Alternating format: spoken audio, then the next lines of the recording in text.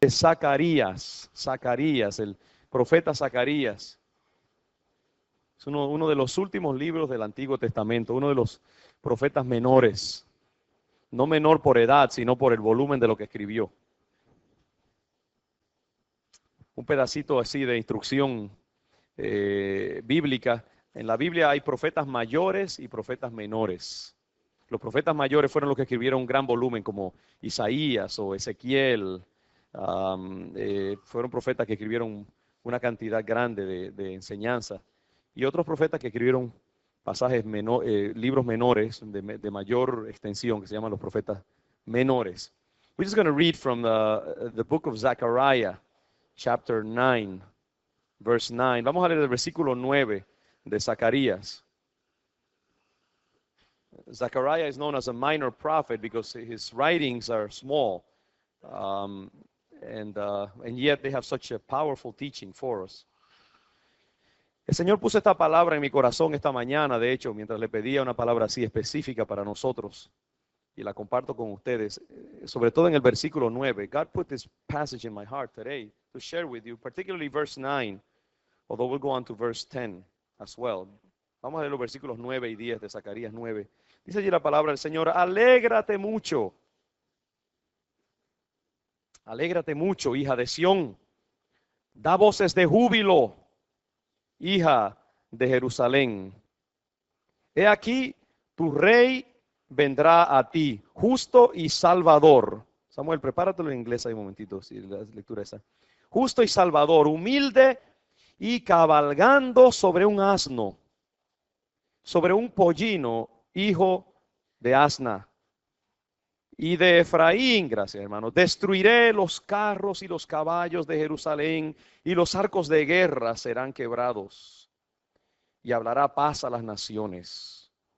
Y su señorío será de mar a mar, y desde el río hasta los fines de la tierra. Rejoice greatly, O daughter of Zion. Shout, daughter of Jerusalem. See, your king comes to you, righteous and having salvation, gentle and riding on a donkey, on a colt, the foal of a donkey. I will take away the chariots from Ephraim and the war horses from Jerusalem, and the battle bow will be broken. He will proclaim peace to the nations. His rule will extend from sea to sea and from the river to the ends of the earth. Amén. ¿Sabe que ese pasaje fue escrito varios siglos antes de que se cumpliera esa profecía? Now, this passage that Sam just read was written centuries before the fulfillment of the prophecy that is enclosed in it. El profeta Zacarías escribe en una época sombría de la vida de Israel, cuando Israel ha sido llevado cautivo, ha estado en cautividad muchos años, regresa y ya Jerusalén está destruido y tienen que volver a reconstruir la ciudad. Y en ese ambiente de opresión y de tristeza por toda la gloria que se había perdido, Zacarías ministra y escribe su profecía. You know, Zechariah writes in a time when there's great suffering in the land of Israel.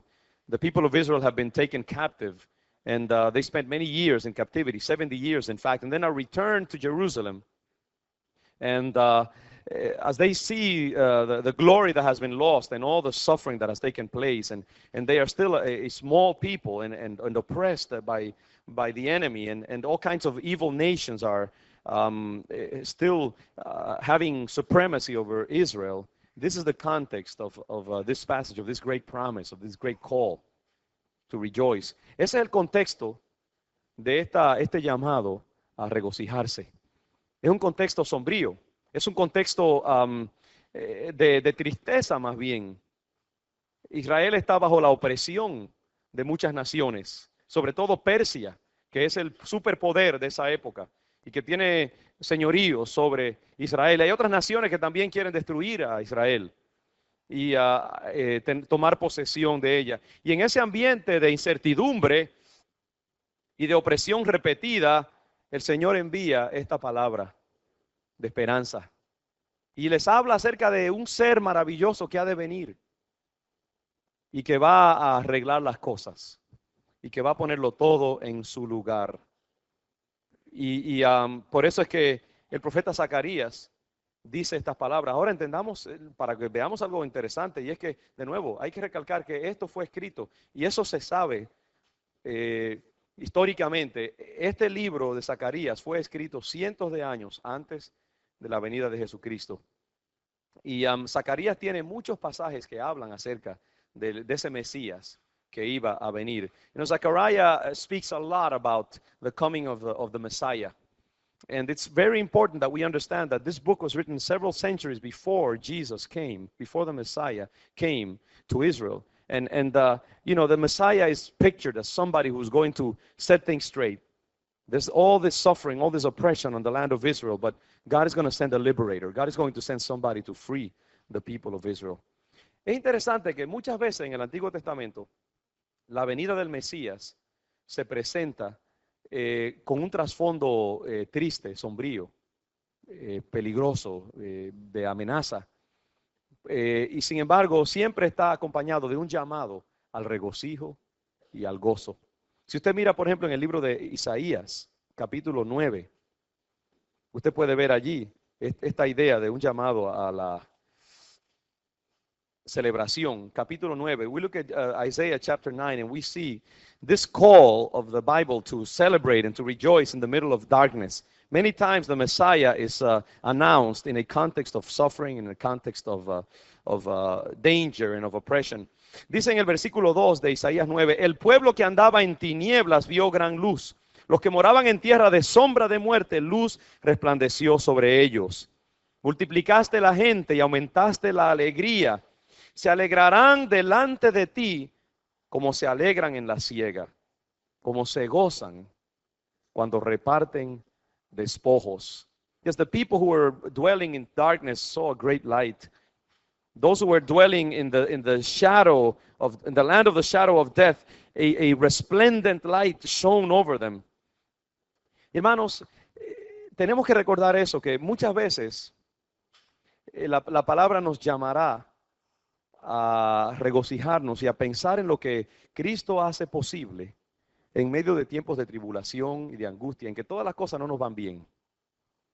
Y en ese tiempo el Señor nos dice, mira, aunque todo no está bien contigo, aunque toda tu vida no está perfectamente bien y todas las piezas no están en su lugar, aún así, regocíjate porque mi hijo va a asegurarse de que todo salga bien en tu vida.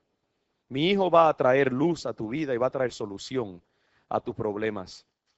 Es maravilloso, hermanos, ese llamado de Dios a desafiar las tinieblas, a desafiar la negatividad y nos llama a regocijarnos en una forma como desafiante y militante en medio de la prueba. You know, the Bible calls us many times to rejoice and to celebrate in the midst of great trials and tribulations and to kind of challenge suffering and to challenge negativity and to say, I'm going to rejoice no matter what. I'm going to celebrate the Christ who makes possible all kinds of solutions. Mi hermano, el Señor muchas veces permitirá que vengan tribulaciones y angustias a tu vida para preparar el trasfondo para la liberación que Dios quiere hacer en tu vida.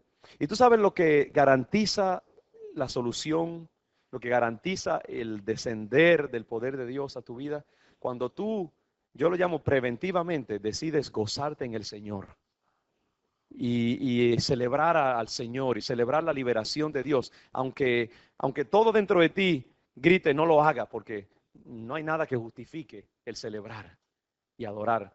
Y en esos momentos es cuando más tenemos que decir, no, yo voy a adorar al Señor, yo voy a declarar su bondad, yo voy a celebrar, porque la palabra dice que el gozo del Señor es mi fortaleza. Y nosotros tenemos que aprender a cultivar como un acto de la voluntad en el espíritu el gozo del Señor y celebrar al Señor aunque alrededor de nosotros todo no esté bien. You know, many times we have to learn to rejoice in the Lord and to celebrate the Lord even though everything is not going well.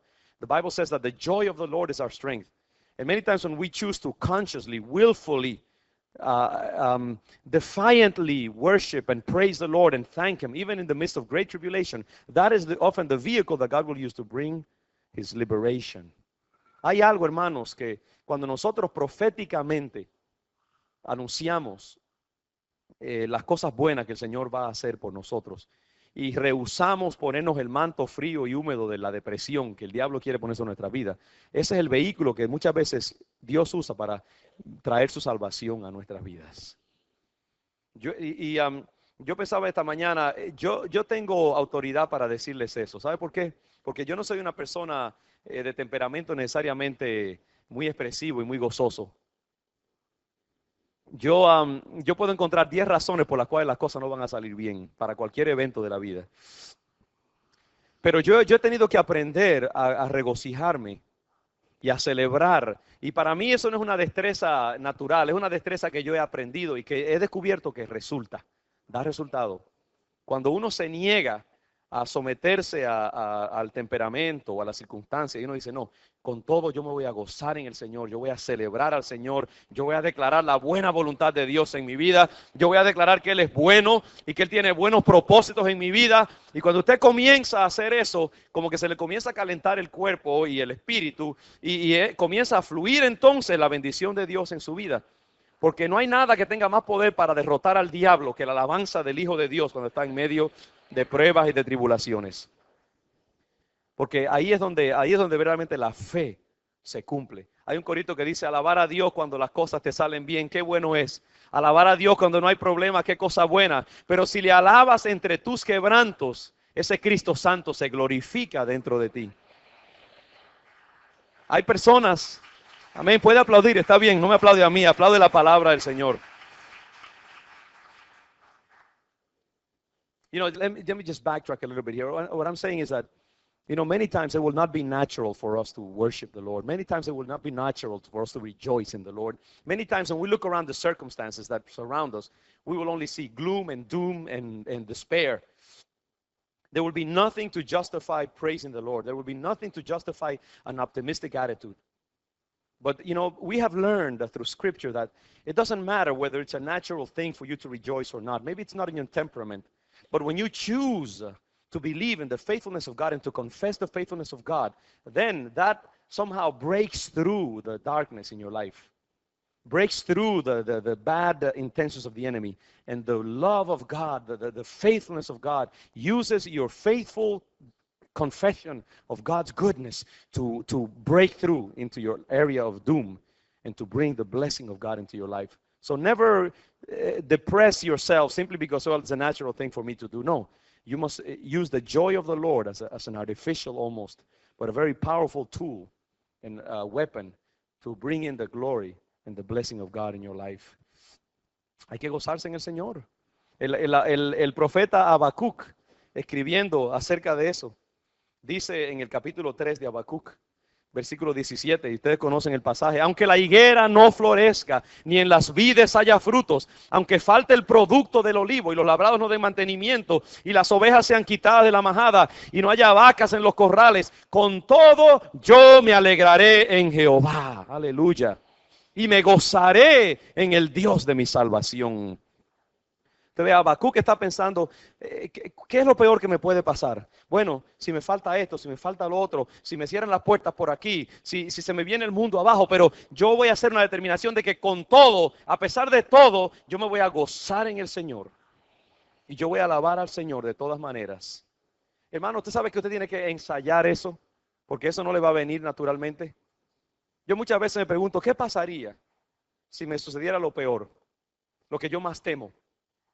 Si yo me quedara como yo más temo quedarme, y si se me fueran todos los andamios de la vida, y se me desprendieran todas las cosas que yo considero como fuente de mi seguridad, ¿podría yo todavía alabar al Señor? Y yo digo, no, en el nombre del Señor yo me voy a preparar. Yo creo que sí, yo voy a confiar en que en ese momento la gracia del Señor me va a permitir alabarlo y glorificarlo y gozarme en Él, por fe.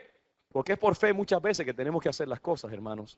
You know, the prophet Habakkuk says here that no matter what happens in his life, in chapter 3, no matter how dark things get, no matter whether the economy goes flat or you lose your job or disease comes into your life, he says, no matter what happens in my life, I will still rejoice in the Lord. I will still celebrate the Lord. I will still find a reason to express the Lord's goodness in my life. And we have to plan for such occasions as that. And we have to believe that in the midst of that situation, we will still be able to give glory and honor to God. Y sabe que, hermano, el diablo no puede bregar con una persona que decide alabar al Señor en medio de su tribulación. Porque esa fe destruye, avergüenza y derrota al diablo. Cuando tú estás en situaciones de prueba, lo que el diablo te va a decir es como le dijo la esposa de Job a Job: maldice a Dios y muérete. Eso que Dios dijo, eso es mentira. Eso son patrañas de los evangélicos. Dios no es tan bueno como Él dice. Pero en ese momento tiene que decir como Job: no, yo creeré. Aunque Él me mate, yo creeré en Él, dice Job. Y yo lo veré con mis propios ojos. Y ciertamente Job vio la gloria, la misericordia, la bondad de Dios y su restauración. Y nosotros tenemos que hacer lo mismo. Tenemos que creer.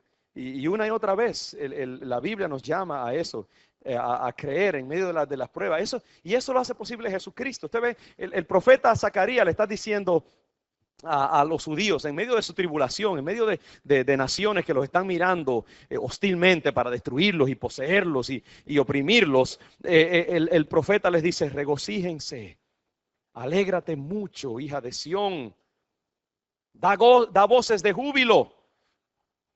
Muchas veces, hermanos, lo que va a ahuyentar al diablo es esas voces de júbilo que usted va a dar en su casa. Y los demonios van a huir corriendo como los ratones a meterse a su escondite. Porque un hijo de Dios, una hija de Dios se atrevió a alabar al Señor en medio de la tribulación y de la prueba. Yo digo que esa es la última carta que se juega a un hijo de Dios. Cuando todas las demás cartas nos fallaron y no hay nada más, lo único que nos queda es decir: Dios es bueno y para siempre su misericordia. Yo sé que Él va a traer su liberación. Yo no sé de dónde va a venir, pero yo sé que la liberación vendrá de algún sitio, como dijo también uno de los profetas, ¿no? Dios sacará liberación de alguna parte. Le dijo el tío de Esther. Ella: si no viene a través de ti, vendrá a través de alguien. Y eso es lo que yo he aprendido, hermano, siempre en mi vida, ¿sabe? Que yo creo que Dios siempre tiene una solución para mi vida. Dios,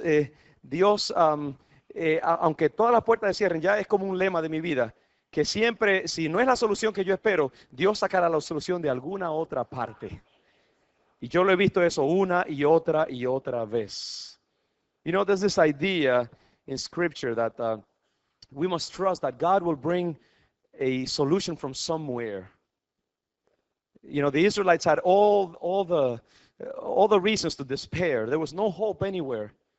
But, you know, they believed that God was going to bring a liberator. God was going to bring something. And I believe that is the ethic of the believer, that somehow God is always going to bring a solution from somewhere.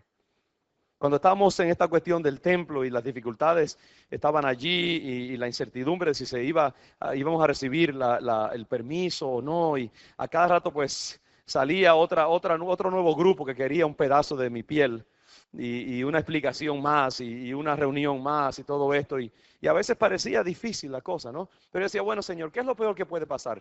Quizás que no se construya el templo, que yo creo que te ha puesto en mi corazón que se construya, pero en medio de todo eso yo sabía: bueno, si no es allí es porque tú tienes un templo mejor y más grande en algún otro sitio. ¿Entiendes? Porque a veces las cosas no suceden como nosotros queremos. Pero yo sé una cosa, que mi Dios es fiel y que lo que Él promete se cumple. Y que si Él no saca la solución de un lado, pues la saca del otro, porque Él es un experto en milagros. Y nosotros tenemos que confiar eso. Siempre asegúrate de que tú sepas eso en tu vida, ¿eh? El Hijo de Dios, con su poder, con su salvación, siempre está listo para nacer de nuevo en tu vida. Y para rescatarte donde quiera que tú estés. Así que por lo tanto, regocíjate preventivamente, alégrate preventivamente. Nunca le des lugar a la depresión, a la tristeza. Nunca te quedes en ese lugar terrible donde el diablo quiere meterte, en un escondite allí oscuro y tomándote pena a ti misma. Muévete y levántate y glorifica al Señor y ponte pintalabios si eres mujer, y si no, hombre, pues no te pongas pintalabios, ponte otra cosa, pero celebra. Aquí en Massachusetts hay que aclarar esas cosas, ¿saben? Pero sea lo que sea, regocíjate y vístete bien. Yo creo en eso, hermanos. Cuando a veces no me siento muy contento, muy alegre, es cuando mejor trato de vestirme y para decirle al diablo: hey, no te vas a salir con la tuya. Este hijo de Dios cree que Dios es poderoso. Es así, hermanos. ¿Sabe? Cuando estamos pasando por pruebas, muchas veces el diablo quiere que nosotros simplemente nos echemos a morir y que dejemos de vestirnos y dejemos de llamar a nuestros hermanos y de venir a la iglesia y de hacer buenas obras. Y la palabra dice: no, nunca te canses de de hacer el bien. Nunca te canses de glorificar al Señor. Nunca le huyas al diablo. Siempre dale la cara al diablo y dale la cara a la vida, porque yo estoy contigo y más fuerte soy yo que lo que está en el mundo. Yo te voy a sacar adelante.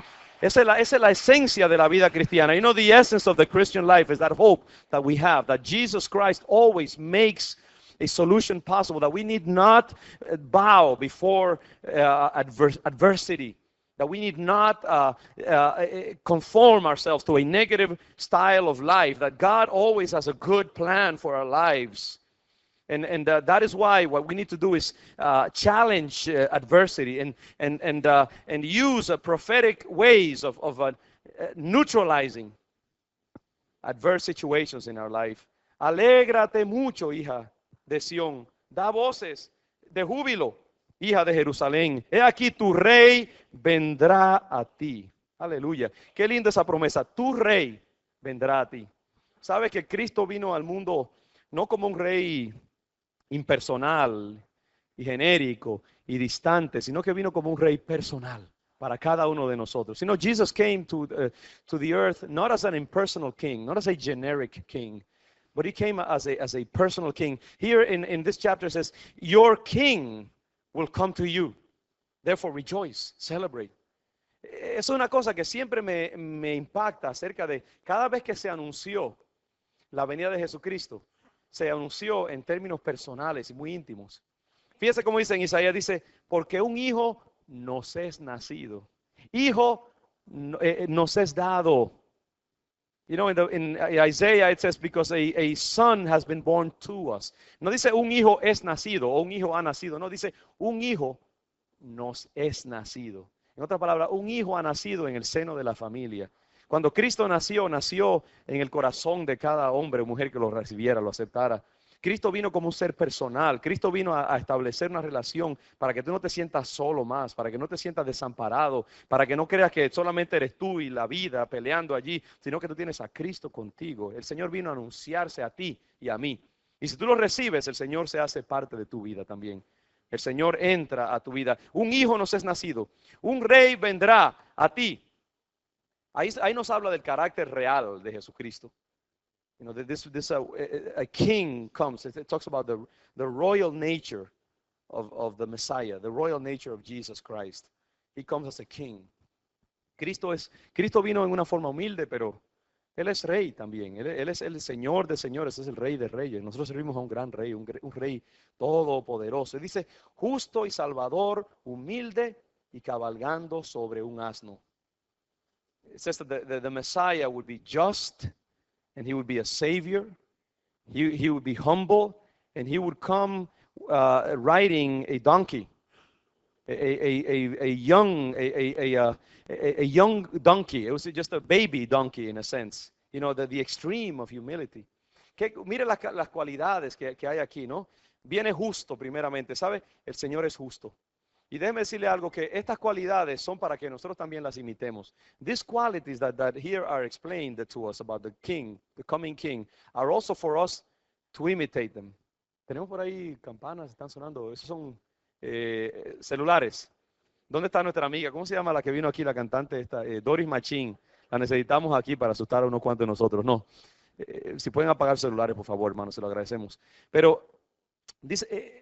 Estas cualidades son para que nosotros las imitemos. Las cualidades de nuestro Señor Jesucristo son para que nosotros las imitemos. You know, these qualities of justice and of being a savior, these are qualities that we need to include in ourselves, in our own lives. La cualidad de la justicia. El Señor Jesucristo es justo.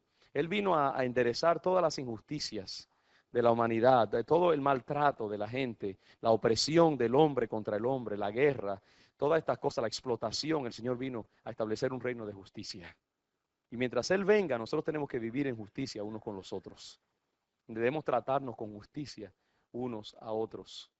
You know, Jesus is a just king, and He came to redress all of the inequalities and all the oppression and all the bad treatment that we give one to the other. And we must also, like Jesus Christ, exercise justice. We must treat each other in a just sort of way. Él vino para salvar. Él es un rey salvador.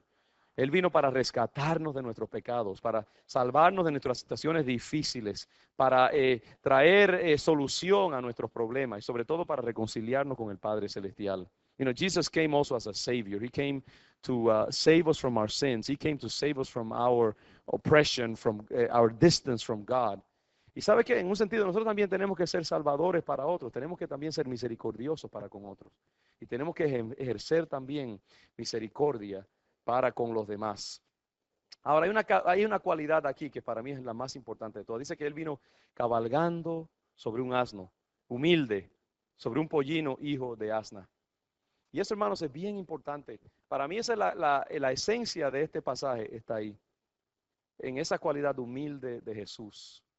Fíjese que uno pensaría, bueno, el Señor, ese rey que viene a salvar a su pueblo, viene a quitar la opresión, el yugo de estas grandes naciones, va a ser un rey poderoso, un rey lleno de fuerza, un rey atractivo, montado en un caballo blanco, con todo un ejército detrás de él y con toda una corte que le rinda pleitesía. Y de momento como que cambia aquí las cosas.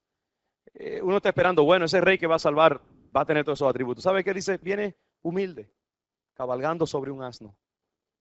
You know, here we have this quality of the king, that he will be humble and he will become riding on a donkey. And it's sort of unexpected that such a great king, a liberator, would come riding on a donkey, such a humble animal. And that gives us one of the most important qualities of Jesus Christ, which was this humility that we must also imitate in our lives. Yo leía el comentario de un escritor acerca de este pasaje. Y este hombre, que es un experto en el idioma hebreo, dice que la palabra que se traduce humilde es todavía mucho más fuerte en su implicación que la palabra simplemente humilde en español. La palabra es más bien como humillado, es afligido, abatido, pobre, insignificante. Es una palabra bien negativa. You know, the word that is used here for humble is really a very strong word in the Jewish language, in the Hebrew language, and it means really unattractive and debased and lowly. It's a very powerful, very strong indication of lowliness on the part of that king that is coming to free his people. ¿Y por qué es importante señalar esto, hermano? Porque muchos hebreos no pudieron entender que Jesús era el Señor. Porque, ¿qué pasaba? Ellos esperaban un rey lleno de gloria. Ellos esperaban ese rey como los hombres esperan que sea un rey. Y en su carnalidad ellos no leyeron, aunque ellos sabían que estos pasajes eran pasajes mesiánicos, pero su carnalidad y su orgullo nacional judío no les permitió ver ese mensaje que Dios les estaba diciendo. Mi hijo, mi rey, el que yo voy a enviar a liberarlos, no va a venir como vienen los demás reyes. No va a venir a pelear una pelea física con las naciones y a ponerlos a ustedes a hacerlos el superpoder de la tierra. Mi rey va a venir en una manera y en un paquete que ustedes no lo esperan. Va a venir humilde, sencillo y abatido y todo lo contrario de lo que normalmente ustedes esperarían que fuera un rey. Y eso es importante que nosotros lo entendamos, hermanos, porque yo veo algo y es que Dios no quiso hacer las cosas como los hombres querían. Hay una controversia que Dios tiene con los hombres, es el orgullo. Y nosotros queremos las cosas hacerlas con la fuerza humana, con el vigor y la astucia de nuestra mente y con nuestros recursos y nuestros talentos. Y Dios dice, no, lo que yo traigo, la victoria espiritual que yo quiero hacer en este mundo, no se va a ganar con armas de hombre. Y yo voy a establecer una forma de hacer las cosas muy diferente a como ustedes están acostumbrados a hacerlas. Y mi hijo, mi rey, el que yo voy a enviar, va a ganar con armas sencillas y armas de luz, y armas de amor, y armas de bondad, armas de humildad. No, the thing that God said is that when he was going to send his son, his Messiah, his king was not going to fight with weapons that men and women generally use. He was going to use weapons of light, weapons of humility, of love, of kindness, of peacefulness. Because men always want to be fighting one with the other, and they want to oppose strength to strength. And God said, no, Those weapons are not the ones. The world is too full of that kind of warfare. The warfare that I will wage is a warfare of love and of mercy and of grace. And these are the weapons that as Christians we are supposed also to use. Hermanos, lo más importante de esa revelación es que, ¿sabes qué?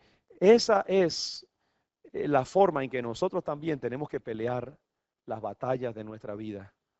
Con armas de luz, no con armas de violencia. Yo le pido al Señor cada día que me ayude a poner a un lado las armas de la violencia y de la ira y de la opresión y de la astucia humana y de la fuerza humana. Porque yo he descubierto que cuando el cristiano acepta a Cristo, comienza a moverse bajo unas reglas y una dinámica muy diferente a la que se debaten los hombres. Y que ya nuestras luchas tienen que darse con una metodología diferente. Es la metodología de la debilidad y de la pobreza. The weapons the battles that we now fight in the Lord are battles of in weakness. We wage battles now in an understanding that it is not our strength, that we must humble ourselves, that we must make ourselves weak, just as the Son of God made himself weak in order to be strong. Yo creo que muchos de nosotros tenemos dificultades en nuestra vida porque todavía no nos ha amanecido esa gran verdad, hermanos, que nosotros tenemos que vestirnos de las armas de la luz y como Cristo pelear con la humildad, la misericordia, la gracia, el perdón. Y ese es el vehículo a través del cual entonces fluye la gracia y la bondad de Dios en nuestra vida. Hermanos, hagamos un pacto con el Señor de poner a un lado las armas que el diablo usa. El diablo siempre podrá pelear con un hombre fuerte, con una mujer fuerte, y lo vencerá, porque el diablo es mucho más fuerte que ninguno de nosotros. Pero lo que el diablo no puede pelear, lo que el diablo no puede vencer es un hombre, una mujer quebrantada y humilde y que dice: Padre, yo pongo a un lado mis armas, pongo mi espada, pongo mi revólver a un lado, pongo el palo que podría usar para golpear a alguien y ahora me visto de tu misericordia, perdono a los que me ofenden, me olvido de lo que me han hecho y pido que tu gracia descienda en mi vida y que tú te manifiestes en amor a través de mí. Y sabe que el diablo eso no puede vencerlo, hermanos. ¿Dónde llevó a cabo el Señor Jesús la victoria más grande de todas? En la cruz del Calvario. Allí inmovilizado, atado, clavado, derrotado, humillado. Allí el Señor derrotó, dice, los principados y las potestades y anuló todas las acusaciones del diablo en nuestra contra.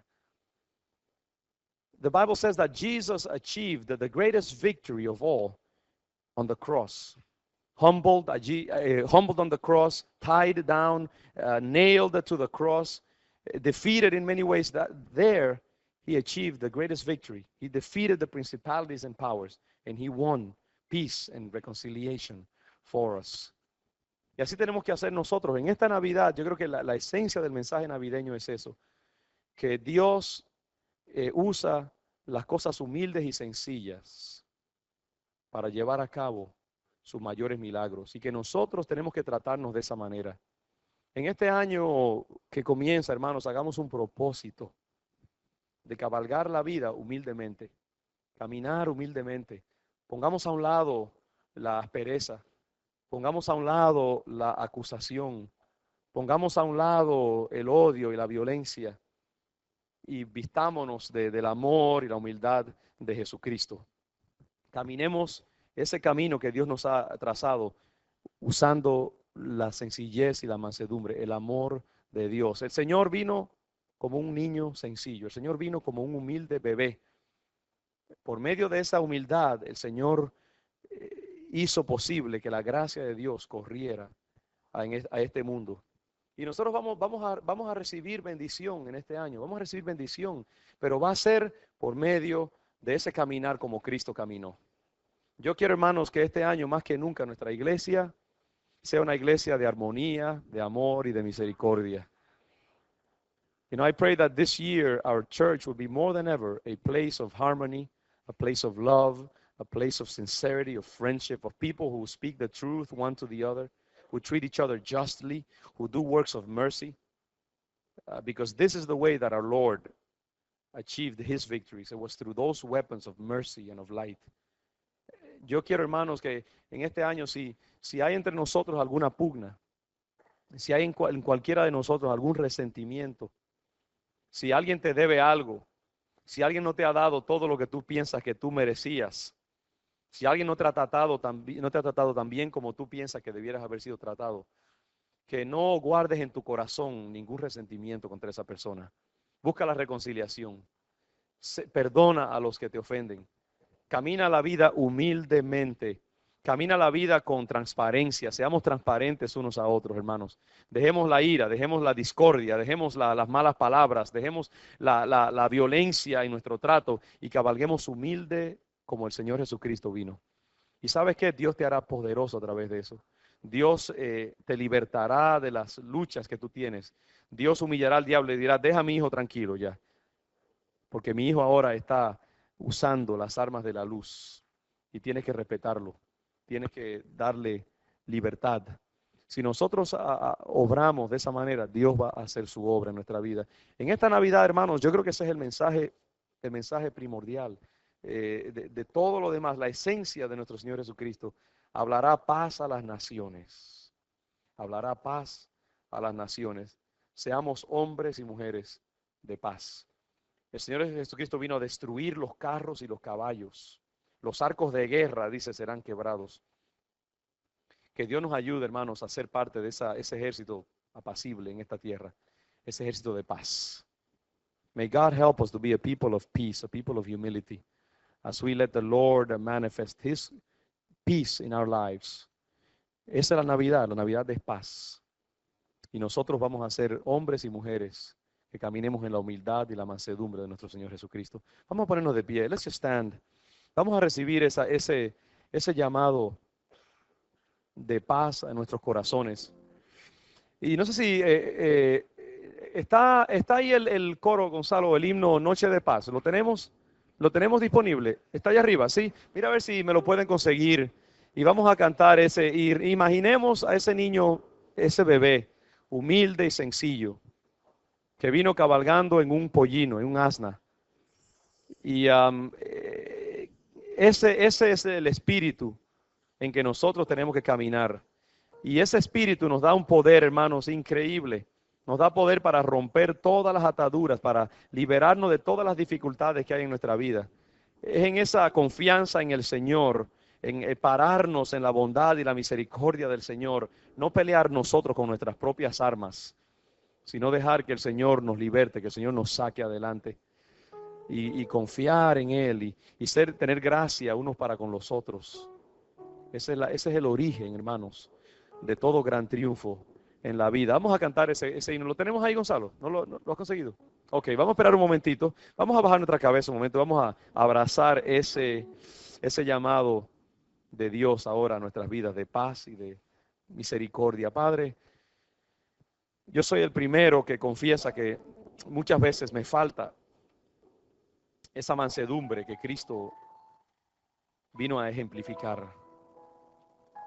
Y en esta tarde, Señor, pido junto a mis hermanos que tú derrames una porción especial de la mansedumbre y el amor de Cristo y la humildad de Jesús en nuestros corazones. Señor Jesús, el mundo está acostumbrado a la violencia y a la aspereza, y a veces nosotros mismos pensamos que si no usamos esas armas vamos a ser abusados y explotados y oprimidos, pero tú nos has enseñado que en esas armas de alabanza y de fe y de declaración de tu bondad y tu fidelidad y de gozo y de celebración y de amor y perdón, nosotros podemos vencer en una manera que ningún hombre con sus armas humanas puede hacerlo. Ayúdanos a abrazar y a adoptar el Espíritu de Jesucristo, Señor, en esta tarde. Y a ser como nuestro Maestro, gente de paz, gente de amor y de bondad. Father, let us be a people of peace. Let us be a people of humility. Let us be a people who, like our King Jesus Christ, do not come with huge demands of respect for ourselves or or somehow a fear on the part of others toward us, but rather people of peace, people of humility and simplicity of spirit. We embrace the spirit of our Lord Jesus Christ. Señor, abrazamos el espíritu de nuestro Señor Jesucristo en esta tarde.